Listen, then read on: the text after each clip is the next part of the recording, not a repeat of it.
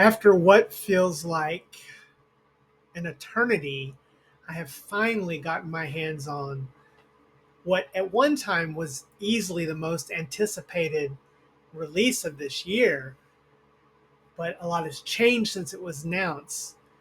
But there's no doubt that when Mangmi announced the Air X, this Air X, that there was a lot of excitement about a Snapdragon handheld with a beautiful screen engineered by people who had worked on Ayaneo products at a price as low as $70 for early birds. It was amazing. It was a big promise. And as a young company starting up, they did have to do some delays, and it took some time to get into the hands of people. But it's finally here, and I have it. And we're going to take our first look at unboxing at the Mangmi Air X and find out if it is still what we think it could be. Was it overhyped, or is there just too much competition now? Remember to hit that like button and subscribe so you never miss an episode of our wonderful content. But let's take a dive in and take a look at the Mangmi Air X.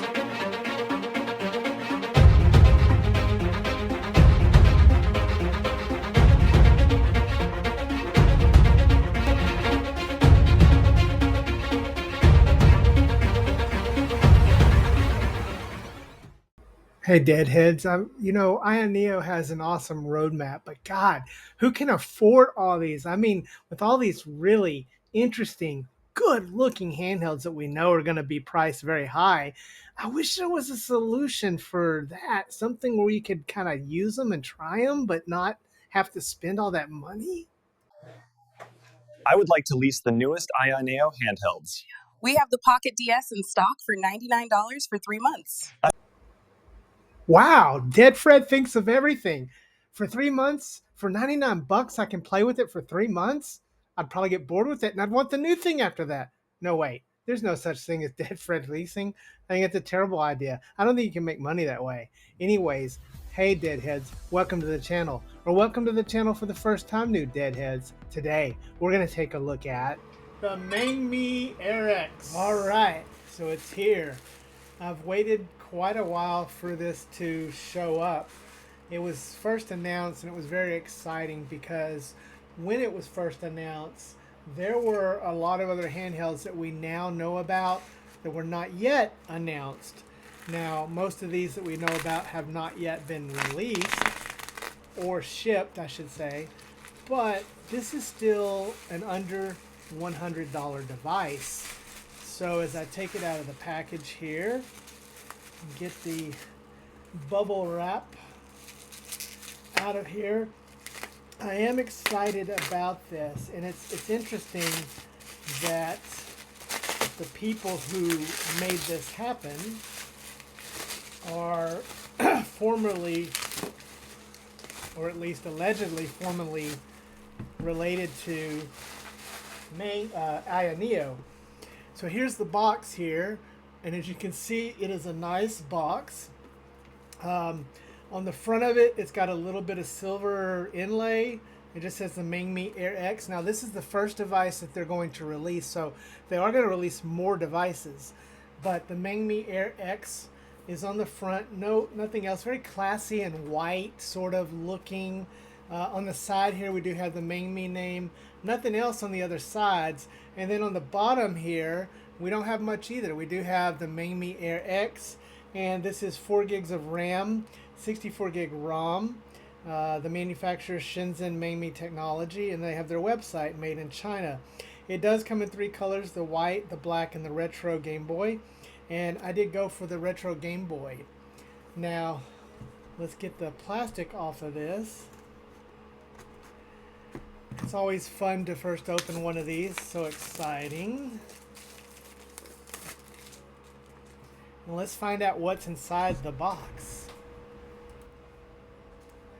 All right, we get the box out of here, and the first thing we see is a card. And this is much in the tradition that we're used to with Ayaneo. I like this. Now, although this is a budget device under $100, I like that they're trying to make it classy. The card does give some information about the handheld, volume, power, processor. Now, it's actually calling this the Qualcomm SM6115, but we know it's the Snapdragon 662 because we've seen a lot of information on that. Throwing battery into fire or water can cause it to rupture.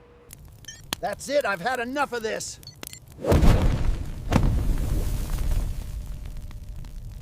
Next, we do have a screen protector, and this is, yes, the actual real screen protector. None of that flimsy stuff that you see in some of these other cheaper handhelds. Moving on, let's get the handheld out of the way here. And at the very bottom, we have a QC, so we do know that it has been quality controlled. And then we do have USB A to C, so we have a USB A to C cord. And below that, we have another package. I don't know if there's anything below that. Any surprises down there? Nope, that's not meant to come out. No, that's glued down there. So nothing else below there. So let's put everything back in the package and let's get our first look at the handheld itself. Hey guys, sorry to interrupt, but I wanted to take a moment to tell you about today's sponsor, AliExpress. They have their choice sales going on again, and there's excellent devices like this. Yes, guys, the emulation 406V. This is an awesome handheld with improved sticks.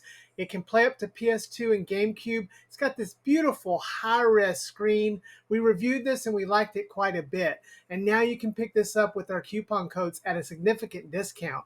We want to thank our friends at AliExpress for supporting our channel and offering you guys such a great discount on all of their items. Anyways, let's get back to the video. All right, now we got out of the box.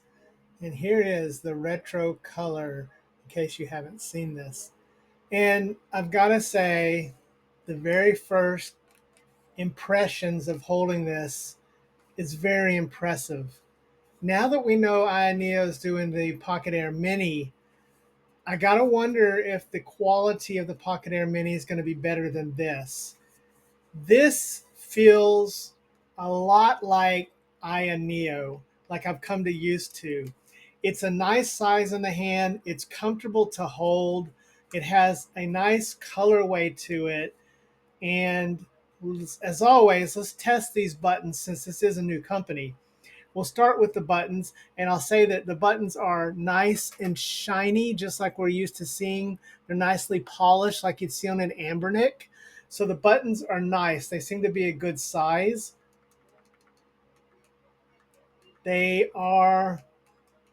seem to be independent. So they are independent. They feel good. They have a good travel distance on them. And again, they feel really nice to the touch. So my first impressions of the buttons are very favorable. I like the way that the buttons feel. Moving on to the D-pad. And I was a little curious about the D-pad because in the videos I saw, I wasn't sure if it was going to be good. It is a glossy D-pad like the buttons are. And I normally like a texture on the D-pad. But let's try it out and see. Okay, and so it's got good pivot. There's good pivot to the D-pad. It is a little slick because of the texture there. Now, granted, I did like the Pocket S's D-pad, which had that sort of plastic covering over it. So maybe they're trying to mimic that a little bit. But generally, I prefer a texture on my D-pad just to feel it. But on this one, I'd say it's good. I'm satisfied with it. And then the sticks. Oh, joy. These are, again, a little bit on the smaller side, but these are the sticks that we've come to love, that we've seen on other Ayaneos. Let me see, they should be removable. They are, so they're removable. They should be interchangeable. I'll try with some of my other sticks that I have here. Let me grab some of my older sticks from my other Ayaneo devices like the Ayaneo. Okay, I do have some of these transparent little sticks. Hit the link in the description if you'd like to get some of these. And yes, they do fit. So these are the sticks that fit on like the Pocket S. I'm not sure if they fit the Retroid. I'd have to try that. But it's good to know that these do have some options for it, including probably the hype sticks. But there it is with the clear sticks that I've added onto it. But again, these sticks are just really good. They're those really nice sticks that we come to love. These shoulder buttons, they're not too loud. They feel really good, especially with the ergonomics back here, holding with the shoulder buttons. I like the colorway of this. They feel really good. Along the top here, we do have our volume, and then we have a power button. We have nothing on the right side of it, nothing on the left side of it. Moving to the bottom, and we do have our TF card slot, along with a jack for our headphones, one USB-C port. So pretty minimal down here, but we do have a headphone jack, we do have that TF card slot, and then we have holes for the bottom firing speakers. Moving to the back, we have a very familiar looking design, except it says Mangmi instead of Ayaneo. Overall, the immediate impressions of holding this are very favorable. It feels really good to hold. It looks attractive. The build quality seems to be pretty good. It's not rattling. The buttons are really nice. The D-pad, even though it has that little slickness and no texture, is nice. And those sticks are the great sticks that we've all come to love, which have the interchangeable tops.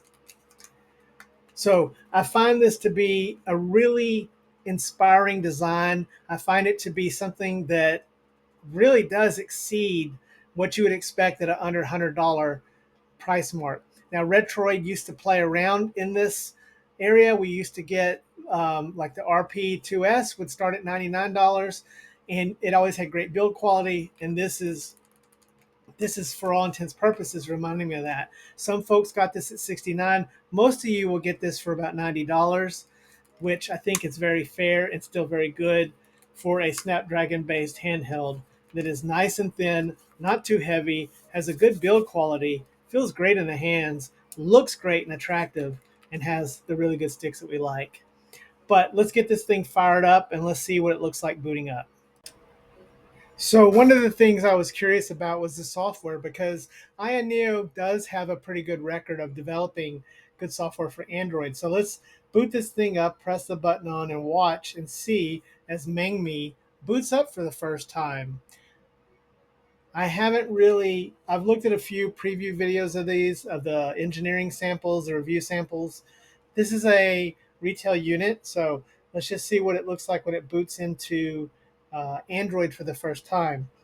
Again, this is running the Qualcomm Snapdragon 662, a processor that should be capable of doing quite a few things for under $100 that has not really been done well before.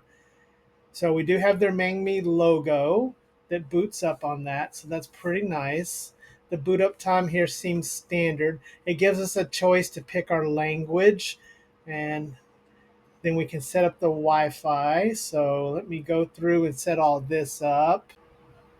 So getting into the Wi-Fi and setting up, you do then get to a section that reminds me of some Retroids of the past. You can pre-install apps here, and they have some apps which presumably, I hope, have been really sort of tweaked for this. I usually just use my own apps, but I'm going to go ahead and install it this first time with these apps. They do have Ether on here. I prefer Nether. It's version 1.5. We have a somewhat little bit older RetroArch Gold. It's 1.19. But again, and we have a couple of Citras. I do want to just go with what they have here, the experience you would get if you were new to this. And especially since I'm predicting that some people, this will be their first handheld. Once they see the reviews of this and kind of see and get into our hobby, I do think that games like 3D Super Mario Land on the 3DS will be interesting to see if this can play this. That's running on a Rockchip 3588S behind me, and the Snapdragon 662 should be a little more powerful, so we should have no trouble doing it. But it's loading in those apps here, and we'll see what it does as we move forward. It even has Yabo Shanshiro. So now that you've installed those, you can confirm. And then it shows you the buttons and ports, which we saw in the card. Most people don't pay attention to the card, so that's good. Go to next. And it tells you to enjoy. So as you can see here, enjoy. Let me get it focused here. I don't know if it's going to focus, but enjoy. All right, complete. And then we're in a familiar looking Android screen. And boy, this screen is nice. Let me say the screen looks good. I got to say initial impressions on the screen are very favorable. And let's see, moving through, swiping, it seems nice and speedy. Now, I've been spending a lot of time with the Thor, which is a Snapdragon 8 Gen 2. I've also the Pocket S. And so I'm used to really fast, snappy Android. And I got to say that even though this is an older, slower chip, slower than the Retroid Pocket series with 865, I got to say it feels pretty good and snappy. Yeah, I'm liking this. Of course, there are no games installed. You have to add your own games, even though they install the emulators. But if you're new and this is your first handheld, there's plenty of guides out there to figure out how to get games installed. Check it out. As far as testing this handheld, I was able to get it to run what is expected. Now, let me say here, there's a lot of people hyping this up as a PS2 handheld. And I want to caution you that while it can boot up and play some PS2 games, I would not consider this a PS2 handheld. I would consider this to be probably the best handheld under $100 for everything up through N64, Dreamcast, and Nintendo DS. You're going to get some GameCube, and you're going to get some 3DS, and you're going to get some PS2. Now, some of the games you may want to play may not work properly on PS2, and you got to do a lot of finagling. Even though they have the emulator on here and they're portraying it as that, this is really still not up to the snuff to really be called a proper PS2 emulator, unfortunately. Now, before you shout at me and leave me ugly comments, it depends on the game. There's going to be a lot of 2D games that are going to play this just fine, games that you're not going to have any trouble running, but for anything that you're trying to upscale or you're trying to get into 3D, you're going to have to tinker around with this thing. There are games on PS2 that even with my Odin, I have to occasionally do some tinkering with to get it to work. Hot Shots Golf 4A and Jack 3 are both notorious for taking a lot of demanding. Some of this could be the emulator software. I also wanted to mention that I tested the brand new, the just released Android R3 A2PSX build that just went, that's beta. Now, I got better results on my Nether, and again, I also tested this on the one that they shipped with. So the state of emulation of PS2 is still unsettled and needs more developing. With that being said, I don't find this to be a PS2 handheld. Now, you call me spoiled, maybe because I have all these other handhelds, but really, I think if I thought I was going to buy this and I was going to be able to play PS2, and it was some game I remember from my past, there's a good chance it may not run very great. I just want to caution that. But man, for anything below that, Saturn, N64, Dreamcast, it's a 16:9 screen. I wish it was a 4:3 screen maybe. I don't know. Maybe I'm spoiled by the 476H. That's another use case here. The Tiger 820. We see in China a war going on with prices. We've seen the 476H really drop. And so this thing might not be that much cheaper than the 476H. But again, 16:9, which is better for PSP, or 4:3 content, which is better for like Dreamcast and then 64. So it's hard to know. But my overall impressions of this is very favorable. Let's wrap this impression and unboxing up. Mangmi has delivered on their promise. They didn't rush the thing out. They did have to delay the launch, which is okay, but they made sure there was stock. The shipping's coming in. People are starting to get theirs. I think there was more demand still than they expected. But I like to say that for a first launch, good job, Mangmi. You have delivered mostly. I caution on the promises of PS2 play, but I think the price is great and favorable. I think the handheld feels great in the hand. The speakers are pretty good. The sticks are wonderful. The hardware is wonderful, and it's quite a bit of fun to play. There's a lot of competition out there for your hard-earned dollar. The economy is in a really kind of crazy price. So again, I just want to let you guys know, while I so far like this quite a bit, temper your expectations on what it's going to run. But it will run Android games. That's another thing. And it's going to do a lot of other Android stuff. You can watch movies on it and all kinds of things like that. So let's not forget the benefit of it being an Android-based handheld. So let me know what you think. What did you think of this unboxing and first impressions? Are you excited? Did you buy one? Leave me a comment. I want to know what's your experience with it. Anyways, remember to hug your loved ones and love your hugged ones, because tomorrow is never promised. See you next time, Deadheads. Deadfred out. Hey guys, sorry to interrupt the video, but I wanted to take a moment to talk about today's sponsor, AliExpress, our partner in bringing you all this great content. And I wanted to talk specifically about this.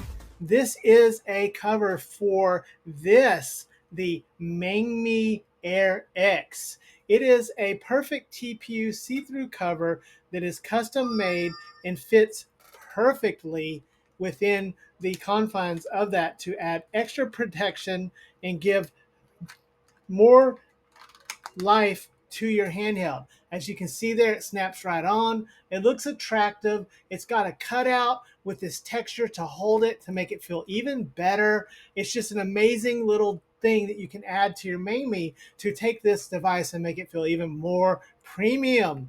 Anyways, hit the link in the description if you want to pick one of these up for yourself. We want to thank AliExpress as always for being our partner with this, and hit the codes, get one of these. It's great. Back to the show.